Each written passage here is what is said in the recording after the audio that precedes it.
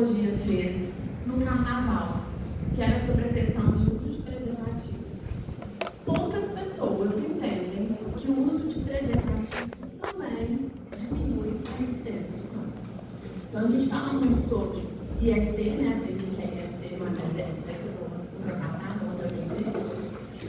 A gente fala sobre HIV, mas ninguém faz essa associação de usar preservativo infere uma diminuição muito grande por infecção de HPV e, consequentemente, com câncer de colo de útero, de vulva, de vagina, de pênis, de boca e de ânus. Tá? Então, isso tem que ser difundido para a população.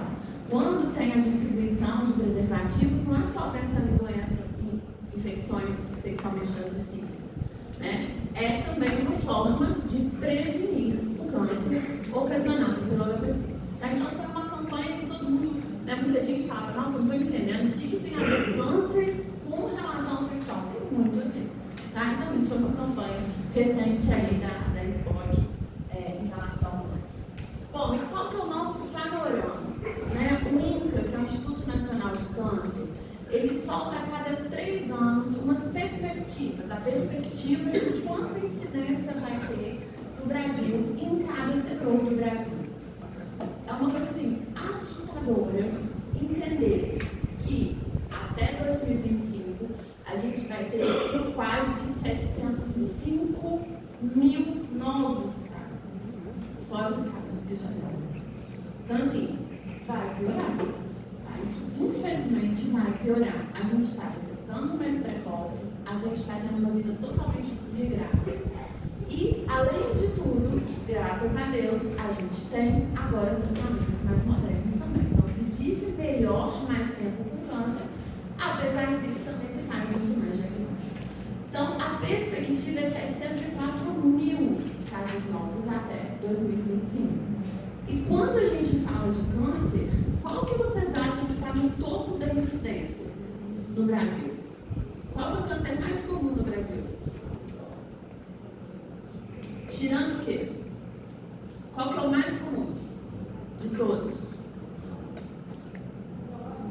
Pele. Câncer de pele, não melanoma. Então, vasos celulares, espinho celular, é o bam. Quem nunca aí viu um tiro, um fogo com aquelas lesãozinhas de pele que tirou e não acabou. Tá? Então, câncer de pele não melanoma. É o câncer mais incidente no Brasil. Quando a gente vai para a população feminina e masculina, não tem dúvida. Feminina é mama e homem é próstata. Tá? O que faz a diferença saber disso, gente? Ontem, quem estava na simulação viu um pouco. Às vezes, a gente não sabe de onde o câncer vem. E se eu já tenho um pensamento, entendendo, a mulher tem mama e provavelmente pode ser um ciclo primário, eu não posso deixar de tomar uma mama.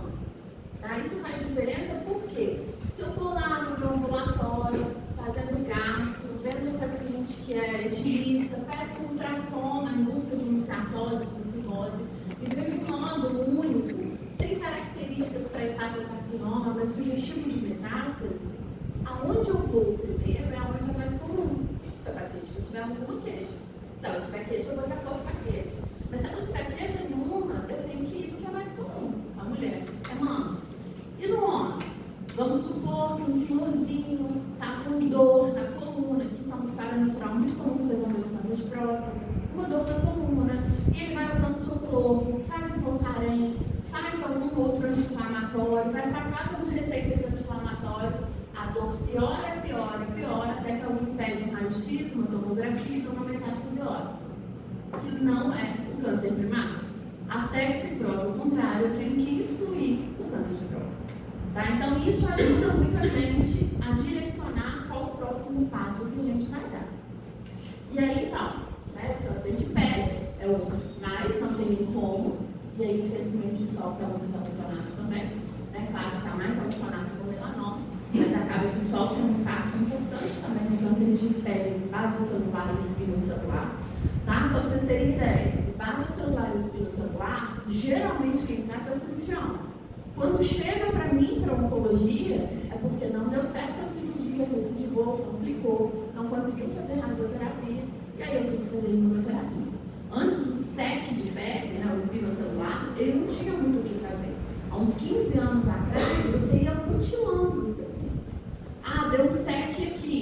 retira, amplia a margem, voltou, aprofunda a margem, voltou, faz radioterapia, voltou, fica aquela coisa monstruosa no rosto disso.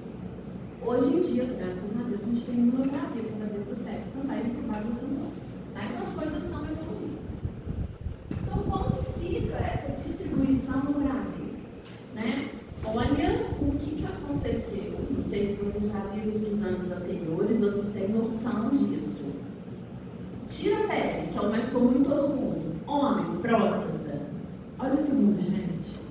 Colo. Olha a mulher. Mama. Olha o segundo. Colo. Isso, essa pesquisa diária do pessoal da oncologia e da colonprova. A comida influencia. Colo era lá para baixo. Já está com o segundo mais comum no Brasil. Então, o que a gente come realmente tem uma influência muito grande em relação ao que está acontecendo aí de incidência de câncer, além dos hábitos todos também, né? Infelizmente, o câncer de pulmão é o que mais mata, e é uma morte muito difícil, tá? Porque geralmente vem associado com insuficiência respiratória, que não desejo para ninguém, né? Similar ao que acontece nas doenças crônicas pulmonares, então é muito difícil. O câncer de pulmão gosta de dar muita metástase para o cérebro. Então, é uma doença muito agressiva, muito, realmente, assim, impacta muito na qualidade de vida das pessoas, se não diagnosticada inicialmente. E da mulher, a tireoide. Tireoide, geralmente, quem trata câncer de tireoide? Endócrino. Cirurgia, né? Faz a cirurgia, manda para o endócrino. Faz iodoterapia, ok. Complicou, vem para o onco. Então, o onco só vê a parte de tireoide na hora que não deu certo. Cirurgia e iodoterapia. Tá? Ou seja, a gente fica com a parte depois que passou pelos especialistas, não teve controle, complicou e a gente precisa fazer um tratamento sistêmico.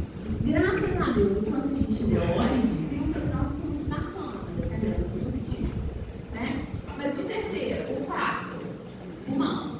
E aí, pulmão em mulher tá crescendo pra caramba. Porque mulherada tá fumando, né? Tá fumando vape. Passar mais pra frente. A Milena vape não dá câncer de pulmão. Será? A gente tem dado para isso? Já infere que quem fuma vape tem mais chance de fumar um cigarro normal. E de qualquer forma, já tem estudo comprovando que lá para frente isso vai aumentar a incidência de câncer de pulmão também. Tá? Então, assim, isso daqui se inverte de acordo com o que acontece na população. Então, a gente tem que lembrar, isso ganhou segundo, gente. É assustador entender que está a cada vez mais comprometendo gente nova. Vídeo mídia. Preta Gil, Simone, todo mundo com câncer de intestino. Nós, né? Tem várias pessoas com menos de 40 anos com câncer de intestino. Essa semana, segunda-feira, eu atendi um paciente de 32 anos que chegou com quadro agudo, abdômen agudo obstrutivo com câncer de intestino, sem história nenhuma na família. Aí fui fazer uma anamnese bem detalhada, ele só come carne vermelha. Só. A vida inteira ele falou que eu odeio frango, odeio animal, odeio peixe. Ele só come carne e muita carne o tempo todo. A mulher é só isso? Claro que não, mas é um fator de risco conhecido para câncer de intestino. Tá? Então isso daqui a gente precisa ficar bem atento. Essa distribuição do Brasil, então só mostra, né, a quantidade total. Olha a proporção, 71.730 cânceres só de próstata e, cadê mama? 73.610 só de mama. Então, assim, são coisas realmente que não dá para a gente poder tolerar e, né, deixar passar sem uma informação bacana para a própria população. Então, homem, tira a pele, que é de todo mundo, próstata, intestino, pulmão. Mulher, está caindo a incidência de colo de útero. A vacinação está aí também causando, né, graças a Deus, um impacto. Está aumentando muito o câncer de pulmão, o de tireoide. Eu acredito que porque está se fazendo mais exame de imagem. Então, você vai no ginecologista, você vai no endócrino, todo mundo ultimamente está pedindo ultrassom de rotina, acaba que vê um nódulozinho, biopsia, e é um câncer de tireoide. Tá? Mas o cólon já ultrapassou aí também, inverteu o colo de útero e o cólon agora, colo retal, tá? Na incidência de segundo lugar. Bom, dia 4 de fevereiro, e a mídia nisso ajuda muito, né? Foi comemorado o Dia Mundial contra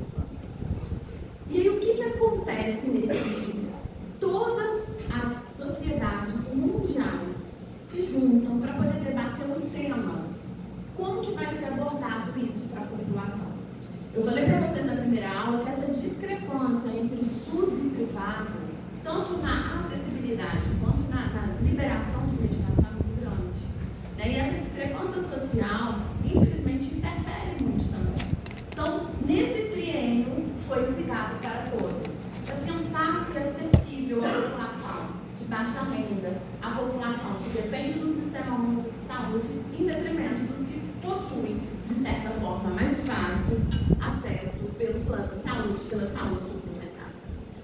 E aí, o que eles reforçaram muito além dos exames de rastreio? Realmente é a mudança de hábito de vida. Tem coisa que a gente pode mudar, outras, infelizmente, não dependem da gente. A gente não pode mudar fator genético. O que tiver que acontecer, vai acontecer. Até então, hoje, em 2024. Pode ser que mais para frente a gente tenha uma forma de fazer alguma alteração genética no corpo humano. Hoje, sobre o câncer, não se sabe. Mas quando a gente olha aqui, é tudo que a gente sabe. Que todo mundo está cansado de falar, mas que a gente não cuida. Que é muito difícil. Então, esse combo, bebida alcoólica, cigarro, fast food, algumas infecções, e aí eu bato na tecla sobre a vacinação de HPV e a vacinação contra hepatite B. Isso daqui está muito relacionado ao câncer de intestino e câncer de mama, todos os cânceres. Mas sedentarismo é realmente, definitivamente assim, um fator de risco mais modificado e que interfere na incidência de câncer.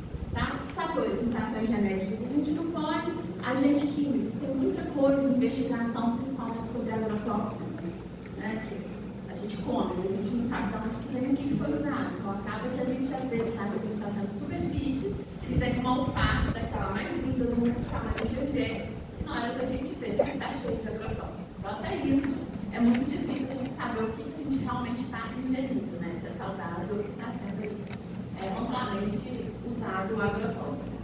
Então, agente químico não tem muito como a gente saber, a gente só pode cobrar isso da indústria, né? Para poder informar o que está sendo colocado, os condimentos, os corantes, né? Que alguns a gente já sabe que está relacionado, a luz ultravioleta, que faz parte da nossa vida, a gente tenta evitar, e radiação, principalmente quem trabalha com isso. Então, isso é conhecido, mas é muito difícil a gente mudar. As causas, mais uma vez, quando a gente fala de prevenção, a gente está falando de prevenção de mudar hábitos. A mulher, a gente já sabe disso. Eu sei que você sabe. Todo mundo sabe. Pergunta para um leigo, faz bem comer sambu? Não faz, mas é gostoso, cara. Não tem como. É difícil. A nossa vida está cada vez mais rápida, exigindo cada vez mais prazeres rápidos. Então eu vou sentar, eu vou comemorar, eu vou beber. Eu estou triste, eu vou chorar, eu vou beber. Então, tudo está relacionado, às vezes, com a comida ou com o hábito de vida. Eu estou estressada, eu vou fumar. Eu vou sair, comemorar, eu vou fumar. Eu tenho prova, eu vou fumar, porque eu estou ansioso. Passei na prova, eu vou comemorar, eu vou fumar. Então, assim, é difícil. A gente atrela hábitos de vida, infelizmente, com os momentos que a gente passa na vida.